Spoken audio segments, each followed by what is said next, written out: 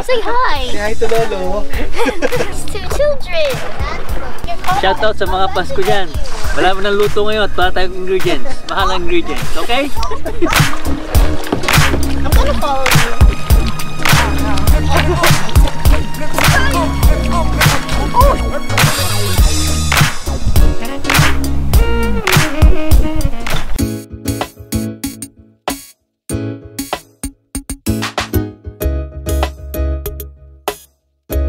Long weekend ngayon and pupunta kami mag-anak kasama yung mag-anak nila Donald at Nian sa Lake Brockman. Nagbala kami mag-camping doon last week kaso hindi kami nakatuloy kasi akala namin magiging maulan. So ngayon, since long weekend, ngayon kami tutuloy. Unfortunately, walang ibang na makakasama sa amin, yung mga kaibigan natin, sila Barry, sila Pong. So kami na lang muna yung tutuloy para lang may magawang activities yung mga bata ngayong school holiday. And so na-secure na natin yung dalawang kayak para makapag-kayak yung mga bata. At ito naman yung gazebo para meron tayong shade pagdating natin doon. Lake Brockman is situated around 100 kilometers away mula sa bahay namin. Isang oras halos yung biyahe natin. Tapos siguro mula sa Central Perth, siguro mga 120 kilometers yon. Tumuloy na kami kasi ito yung na-postpone namin na trip from last week. So ayan, sana ay umaraw naman ng kaunti. Medyo cloudy itong weather ngayon. Pero hopefully makapag-enjoy pa rin ng mga bata regardless.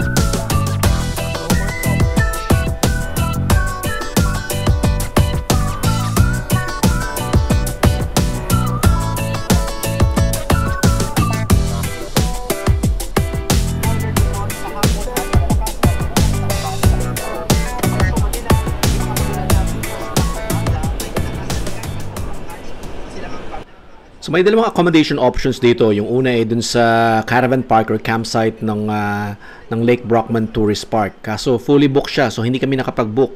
Ito daw lugar na to is pwede mag-camping dito. Ito yung tinatawag na ranger camping. So meron lang ranger na lumilibot, sisingilin yung mga nagstay.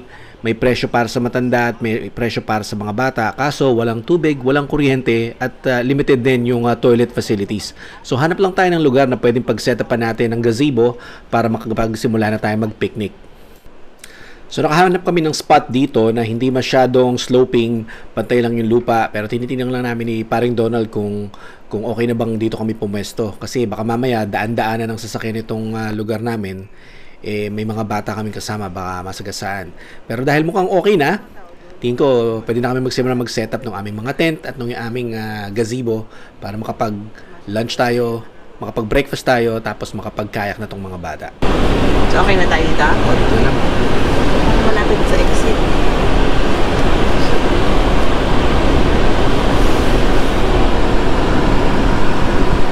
Ito, paddle up.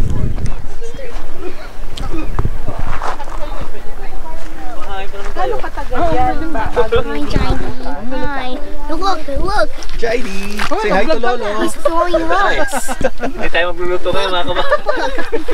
Mag-swimming tayo ngayon. Say hi. Say hi to Lolo! I brought my... You can throw more rocks. Ito, bread food. If this is... Yep. How do I get in? Don't get in. Hold on. I'll go in the There's a current, okay? Uh-huh.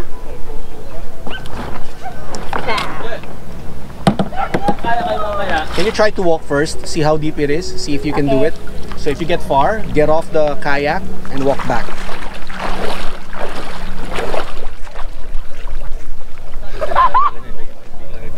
Oh wow! I can't even see anymore. You're blind. That's okay. You have your life jacket. Sachi, do you still know how to do it? Come back here. See if you can still turn. Can you still turn? Yeah. Turn back. Try. Baka makalayo. Turn back. See if you can do it against the current. I'm stuck in the rocks. Oh man. Hi, Daddy. Daddy. Daddy. It's okay, it will stop. Daddy. Daddy. Can I at least sit on the chair? No, you're not going to escape.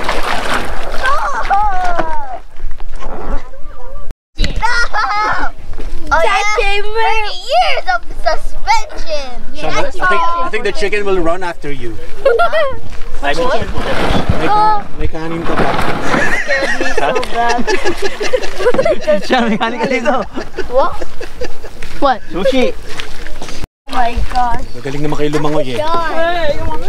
Ang problema din namin kayo masasabi. Oh, imagine. Bro, it's sinking. Is it cold? Okay, at least konti lang yung current. Sinking, bro. Ganito na. Tsaka wala yung mga nag-gym. Now, Jay. I'm sinking. You're children. I'm sinking. Tama yung Sacha, you're making me sick. Oh, practice ka muna, Shad. So, Sachi, okay ka na? Familiar Dati nga ka sabi na? ano eh. Looks nice, Sachi. hi. Oh, no, I'm gonna crash into a rock.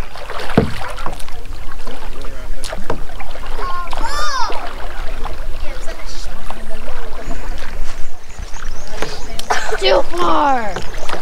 Too far. Hello. What? Hi. Teresa's. Except one specific thing we could tell them is we didn't do it that time. We didn't do it. Hi! Hey guys, watch me splash these two children. See? And Sean. They can't go near me because they might get wet. Here! This is the shield. Mom, shield protection.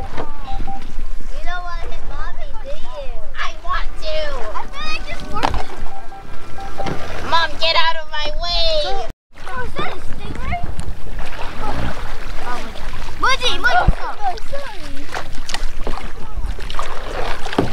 I'm gonna follow you. I'm not gonna do anything. Hello, what's up everyone? Kamusta kayo mga kabroom? Thanks for visiting my channel. My name is Alvin at ito ang Vin in Broom. And today, andito tayo sa Lake Brockman Campground. 100 kilometers away to sa bahay namin. 125 kilometers away from Perth City. Yan. Medyo makulimlim nga lang ngayon. Pero usually kulay blue itong lake nila eh. Sana umaraw maya-maya habang nagkakayak tong mga bata.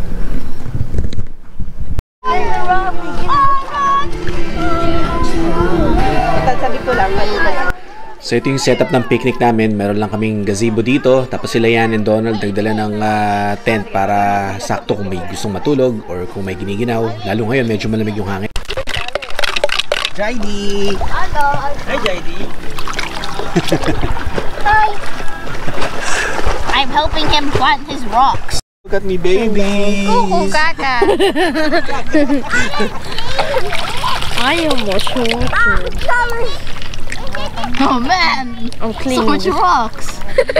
Look at this. Big rock.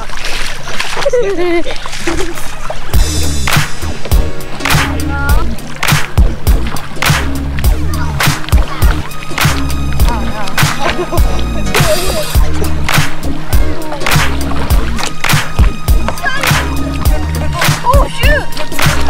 Daddy, help me! Parang malalim na dun eh. Dito, malalim. Oh, pero yung sa view, maganda sa dito. Smart one. Oo nga, no?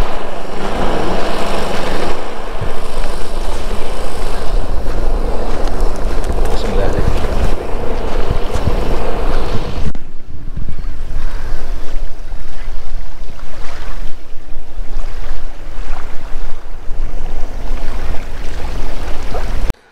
Napakaganda, napaka-peaceful ng lugar na to. Ayan. Wala pa masyadong tao doon sa kabila. Hindi namin alam kung paano ba tumawid doon sa kabila. Pero okay na siguro na dito kami malapit sa exit kasi since maghapon lang naman kami. Pero ayan, itong tubig dito is part siya ng dam. So hindi siya tubig alat, hindi rin siya masyadong maalon. At naglalakad-lakad lang tayo ngayon para i-explore itong lake na to. Ayan. Ito medyo walang pumapwestong mga tao rito kasi hindi ganoon kapatag yung lugar. Pero sa kabila, ayan, maraming tao doon sa kabila. Sana may mga isda rito kasi may dala tayong fishing rod. Gusto natin mag-fishing. Meron daw nahuhuli dito na coral trout all year round. Pero I doubt kung meron nga ba kasi kung dam ito at hindi naman natural body of water, baka walang mahuli. Sala, harap kayo dito na. Harap niya na dito. Yan. Oh. Ang umikot, yung ikot ko si Sachi, anak. Sachi, turn around. Ha? Wrong side, turn around. And mukhang na-born na yung dalawang batang nagkakayak ng sagwan lang ng sagwan. Kaya may friendly competition. May pa-friendly competition si Mayora. Tingnan natin kung anong gagawin nila. Ayun ako, may paparaan na may padating na boat. Mukhang madidistort niya yung tubig at magkikreate ng malalaking waves. Ayan, lumalakas yung alon ng tubig. Ayan, ako. Baka tumawag yung dalawang nagkakayak. Buti lang hindi inabot si Donald kanina kasi sinubukan niya itong maliliit na kayak ng mga bata. Eh syempre, medyo malaki siya, madaling tumaob kasi mabigat siya. Kung inabot siya doon sa gitna, baka lumalangoy siyang pabalik ngayon. Ito, ihagis na niyan yung mga sinkers tapos kailangan nilang i-recover yung mga sinkers na yon. So mag-uunahan si Sachi at si Sid na makarating at mahanap yung mga sinkers. Kung sino makakuha, siya yung winner. Oh yeah, it's gone!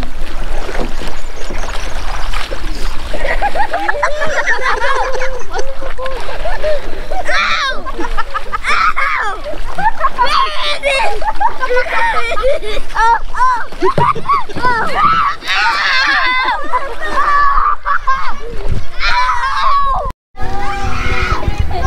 Not me. Go! Hey! Shoutout sa mga fans ko dyan. Wala mo ng luto ngayon at wala tayong ingredients. Mahal ang ingredients, okay? Start to eat the baby.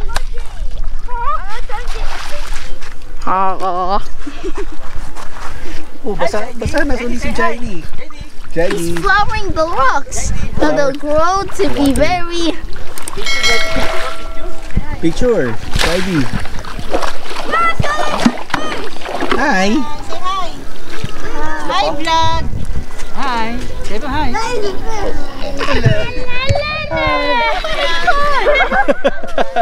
Hi, vlog.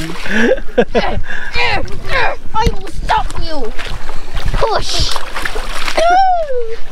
Oh, look, Dad. These kids are gonna hit me. Ito, napasakay din natin si Muji sa kayak. Kapag may iba kasing gumagamit ng kayak, kahit gusto niya magkayak, hindi man lang siya magsabi na ihiramin niya. Pero mukhang dahil na bakante yung kayak, ito nakapo siya ngayon. Ayaw naman magsagwan. Hintayin niya lang daw na anurin siya ng tubig palayo.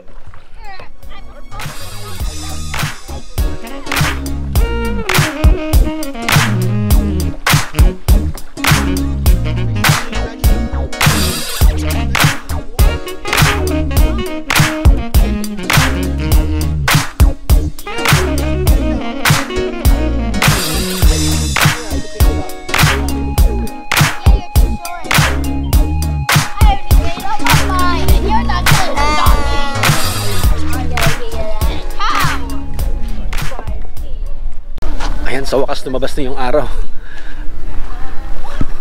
Buong umaga halos overcast eh. And medyo maginaw at malamig. At least ngayon, lumabas na uli yung araw kaya kitang-kita na yung pagiging blue ng tubig. Tingnan nyo ha.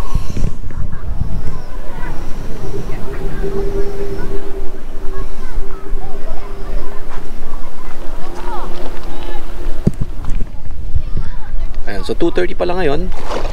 Marami pa kaming oras na magstay dito kasi hindi naman namin kailangan magmadali na umuwi dahil 1 oras lang yung biyahe namin pa uwi ng bahay. Matagal lang nagre-request itong mga bata na mag-camping eh kasi nung nasa Broome pa kami, madalas kaming mag-camping and since makalipat kami dito sa Perth, so more than 2 years na kami dito sa Perth halos eh. Ngayon pa lang uli kami nakapag-stay sa isang lugar na kagaya nito. Although hindi kami mag-stay dito overnight for camping kasi hindi namin inakala na pwede pala kami mag-camp dito. Sinubukan kasi namin mag-book. Wala kaming nakuhang site. Ayun pala, pwede ka palang mag-free range camping dito. Wala nga lang power, walang water. So bahala ka na magdala ng lahat ng yon. Hindi namin napaghandaan yon kasi talagang day trip lang.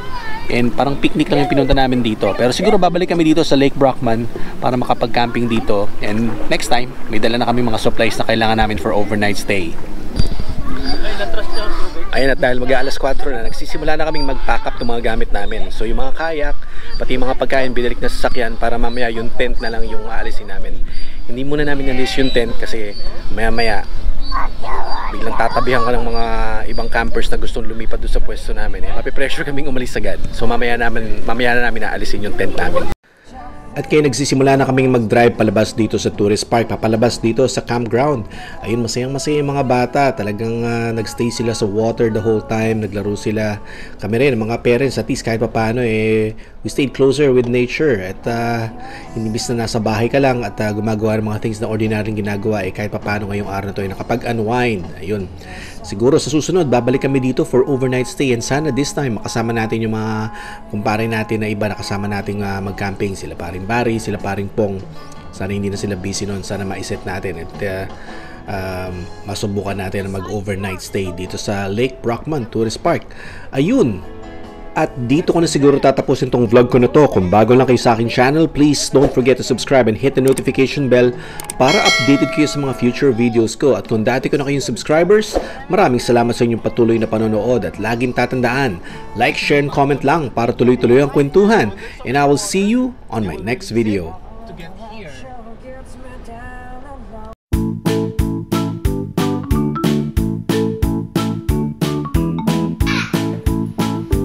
Bahama, baby. Where are we going, kids?